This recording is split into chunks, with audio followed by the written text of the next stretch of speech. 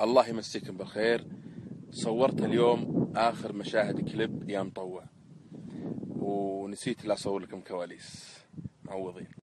الكليب تأخر الأسباب كثير، منها يعني حرصي على أنه يكون فيه تنوع بالمشاهد والشخصيات. حرصت في هالكليب على البساطة وعدم التكلف.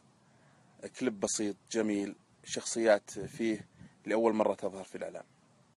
صورت الكليب في 3 أماكن، من إخراج المبدع أحمد السميحان، وإن شاء الله يعجبكم بإذن الله. أصريت في هالكليب على ولدي صالح إنه يظهر في أحد المشاهد. طبعا هو رافض، لكني أصريت عليه، خاصة إنه منقطع عن الإعلام من أيام شقتك وشرابيك. في مشاهد بالكليب فيها أطفال، في مشاهد فيها الشباب الملتزم، وهذا الهدف من الكليب، إظهارهم بشكل جميل.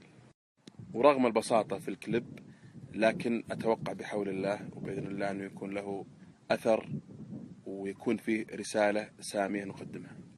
انت والله حيل غالي يا قمر سود الليالي، انت الاجمل انت الاكمل انت الاغلى يا مطوع.